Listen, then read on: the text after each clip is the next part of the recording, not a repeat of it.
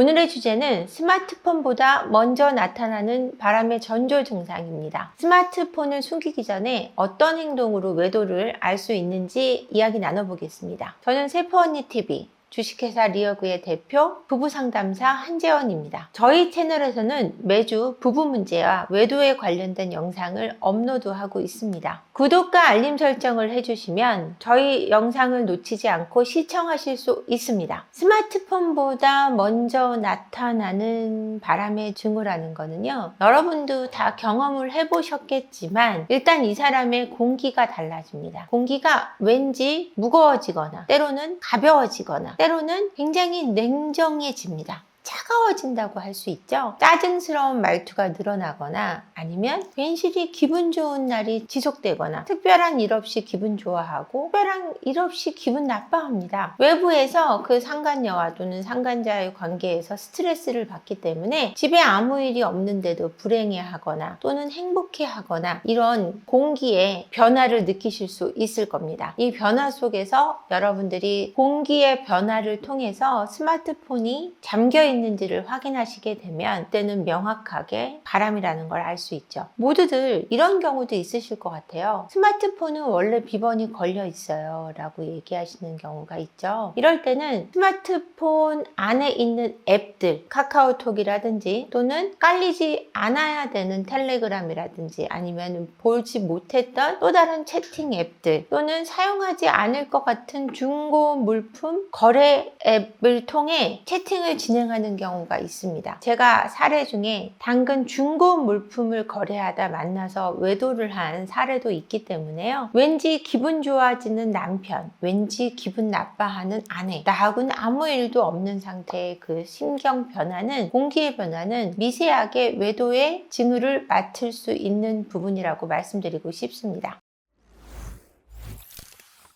감정이 식으면 행동에서 어떤 것부터 달라지나요? 일단 감정이 식으면 부부관계를 멀리합니다. 이유 없이 부부관계를 계속 같이 하던 사람이 어느 날부터 발기가 안 된다고 하거나 때로는 흥미가 전혀 식었다고 하거나 부부관계를 멀리하기 시작하고요. 말투도 굉장히 냉정해지고 차가워지고 행동도 손을 잡고 걸어가던 사람이 또는 다정하게 자주 안아주던 사람이 그런 행동이 뚝 하고 끊어져 버립니다. 왠지 나를 수동적으로 멀리하고 있다. 그 수동적인 공격을 느끼실 수 있는데요. 이 수동적인 멀리함에 있어서 왜 그런지 정말 이유를 알 수 없는 그 미묘한 공기의 흐름이 있습니다. 여러분들도 다 경험을 해보셨을 거라고 생각을 해요. 그래서 감정이 식으면 행동이 달라지는 것은 어떤 것이 있냐면 일단 표정이 달라지고 그 다음에는 말투가 달라지고 말투와 더불어서 행동의 변화도 가져오게 되어 있습니다. 전체적인 삶의 태도가 변화한다고 할 수 있겠죠. 배우자의 짜증이 늘었다면 바람에 대한 죄책감의 회피 심리인가요? 짜증이 늘은 거는요, 회피 심리기보다는 그냥 상대가 싫은 거예요. 마음이 애정이 다른 쪽으로 가 있기 때문에 일단 상대방이 싫어지는 거예요. 그 사람이 싫어져서 짜증이 있는 그대로 나는 부분도 있고요. 그냥 그 사람 자체한테 짜증이 나는 것도 있고요. 더불어서 그 바깥에서 만나고 있는 애인, 상간자와 상간녀하고 갈등이 있거나 또는 그 사람이 너무 보고 싶어서 볼 수 없는 상황에 대한 자책, 죄책감보다는 본인이 원하는 것을 잘 하지 못하는 거에 대한 짜증이라고 생각하시면 될 것 같아요. 비언어적 신호로도 바람을 눈치챌 수 있나요? 아까도 말씀드렸지만 일단 표정이 달라지고 그다음에 말투가 달라지고 행동이 달라지기 때문에 알 수는 있어요. 근데 그것만으로 확신하기는 어려워요. 바람인 것 같은 느낌은 느껴요. 그러다가 우연히 대체적으로 많이 알게 되는 것은 문자, 한밤중에 걸려왔다 끊기는 전화, 내가 받으면 끊어버리고 내가 걸면 안 받고 남편이나 아내 전화를 하면 통화가 되는 전화들이 가끔 옵니다. 이런 것들로 확신하게 되는 건데 비언어적 신호로도 충분히 바람은 눈치채죠. 근데 그것을 그런 느낌만으로 당신 바람났어? 라고 물어보면 절대 잡아 뗀다라는 거죠. 근데 그 감은, 내가 느끼는 그 감각적인 그 느낌, 그 감은 무시하셔서는 안 되는 것 같아요. 안 하던 짓을 한다라고 생각하면 저 사람이 저러지 않았는데 갑작스럽게 짜증이 너무 심하게 늘었어요. 죽을 병이 걸렸거나 바람이 났거나 둘 중에 하나예요. 그렇기 때문에 그런 비언어적인 느낌이, 감이 올 때는 반드시 추적 관찰을 하셔야 된다는 이야기를 해드리고 싶어요.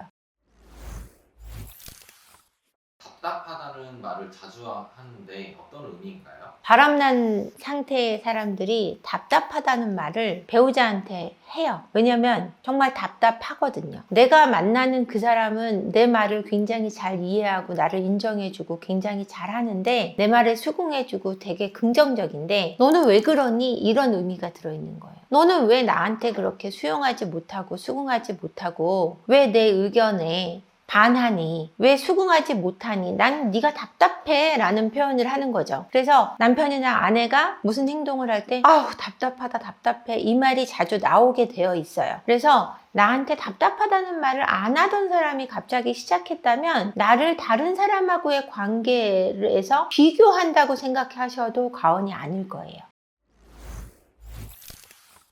마음이 떠난 배우자도 죄책감을 느끼나요? 당연히 죄책감을 느끼죠. 마음이 떠나도 죄책감은 느끼는데 완전히 돌아서 버리면 그 죄책감도 없어져요. 왜냐면은 그런 생각과 감정을 분리해내지 못하면 본인이 그 죄책감 때문에 너무너무 힘들거든요. 죄책감은 사람의 수치심을 불러오게 돼 있는데, 이 수치심은 사람을 가장 강력하게 쪼여들게 만듭니다. 그래서 부끄럽다라는 감정이 스스로 그 수치심을 느끼고 죄책감이 동반될 때, 죄책감을 느끼면서 수치심이 동반될 때 본인이 견디기가 어렵기 때문에 곧 합리화를 하죠. 곧 합리화를 하기 때문에 금방 사라지긴 하지만 처음에는 죄책감을 느끼게 되어 있습니다. 근데 그 죄책감을 계속해서 느끼게 하려면 내 쪽에서 좀 방어적인 태도를 하지 말아야 되는데, 일단 바람의 피해를 입고 나면 굉장히 방어적이고 공격적으로밖에 변할 수가 없어요. 그렇게 하면 상대는 더 멀어지고 죄책감을 완전하게 잊어버리게 되죠. 그 죄책감을 느꼈을 때 좀 수용적인 태도를 보여주시면 이 바람을 정리할 수가 있는데, 그거를 못 하세요. 그래서 제가 상담을 오시면 그거를 조절하는 방법에 대해서 제가 좀 알려드리죠. 가정을 지키고자 하시는 분들이 생각보다 많아요. 배우자의 외도에 대해서 무조건 이혼하겠다고 하시는 분들보다 바람을 좀 무마시키고 또 용서해 줘야 되겠다, 그리고 저 사람을 치료하겠다라는 의지를 가지신 분들도 많기 때문에 이 죄책감을 느끼는 타이밍을 기가 막히게 잘 컨트롤 해내셔야 돼요. 근데 내가 일단 힘들기 때문에 공격적이고 드자비를 하게 되고, 네가 잘못했기 때문에 네가 나한테 끝까지 용서를 빌어야 된다라고 밀어붙이시면 가정은 깨어지게 되어 있습니다. 세퍼언니 TV를 시청해주시는 구독자 여러분, 안녕하세요. 저희 세퍼언니 리어브에서 오픈 채팅방을 개설했습니다. 여기서는 세퍼언니 저 한재원과 직접 대화를 나누실 수 있고요. 결혼 생활의 모든 문제, 외도 문제, 시댁 문제, 성격 차이, 그리고 경제 문제까지 모든 문제를 이야기 나누실 수 있습니다. 마음고생하시는 여러분의 버팀목이 되어드리겠습니다. 유튜브 설명란에 있는 링크를 통해 입장이 가능하시고요. 많은 참여 부탁드립니다. 여러분의 안정적인 가정을 기원합니다. 고맙습니다. 외도 중인데 오히려 배우자에게 다정한 모습을 보이기도 합니다. 외도 중에도 배우자한테 잘하시는 경우가 있어요. 왜? 밖에서 기분이 좋기 때문에 배우자한테 잘해주고, 이런 사람이 이제 성품이 좀 유한 분들이 많고 성격적으로 굉장히 좋은 사람들인 거예요. 성격이 좋은 사람인 거예요. 그러니까 자기를 컨트롤하는 조절 능력이 있는 분들이죠. 그래서 이거를 컨트롤해내면서 기분이 좋고 배우자한테도 잘하면 의심을 덜 받기 때문에 잘하기도 하고 다정하게 굴기도 하고, 그 안에 죄책감이 들어있는 겁니다. 미안함이 있어서 잘해주면서 자기는 양쪽이 다 잘해, 양쪽이 다 잘하면 문제없는 거 아니야? 이런 사고를 가지기도 하죠. 내가 둘 다한테 완벽하게 해주는데 뭐가 문제야? 이런 생각을 하시거든요. 그러니까 자기 합리화를 위한 행동이에요. 정당화를 위한 행동이기 때문에 이 다정함 때문에 바람을 잡는 거를 주저하시는 분도 있어요. 그러니까 어떤 드라마에 이런 장면이 나왔는데 딸이 아빠가 바람났다라는 사실을 엄마한테 얘기해 줍니다. 근데 엄마가 막 화를 내면서 내가 모르고 있는 것 같냐. 근데 네 아빠가 바람난 1년 전부터 나한테 굉장히 잘해주기 시작했는데 네가 그걸 다 망쳤다고. 네 아빠한테 내가 알고 있는 거 말하지 말라고 이런 장면의 드라마가 있었거든요. 이처럼 다정함에 취해서 저 사람의 바람을 묵인해주는 경우도 있습니다. 근데 이 다정함이 진심이 아니라는 것이 좀 아쉽죠. 이런 이유로 다정하게 행동하기도 합니다. 바람은 의심 전에 막을 수가 있나요? 바람을 막을 수 있는 방법에 대해서 물어보시는데 바람을 막을 수는 없습니다. 개인의 행동을 통제할 수는 없기 때문이에요. 근데 스스로는 막을 수 있어요. 누구나 저는 바람기는 가지고 있다고 생각합니다. 그리고 결혼을 했어도 누군가 이성에게 호감을 느끼는 경우는 있을 수 있다고 생각해요. 사람이기 때문에. 하지만 그것을 절제하는 것이 어른의 행동이고 결혼한 기혼자의 모습이라고 생각합니다. 책임이고 의무라고 생각해요. 그렇기 때문에 바람 전에 그래도 막으려면은 어릴 적이 평탄하지 않았던 내 배우자의 트라우마와 결핍의 치료가 좀 깊이 있게 그 우울감이나 아니면 불안이나 충동 조절의 문제를 미리미리 좀 점검해서 치유를 할 수 있다면 그래도 가능성이 있지 않을까 생각합니다. 네, 여러분, 스마트폰보다 먼저 나타나는 것은 남편이나 아내가 외도를 했을 때 감정의 기복이 오락가락하기 때문에 매우 짜증스러워하거나 아니면 매우 기분이 좋거나 아니면은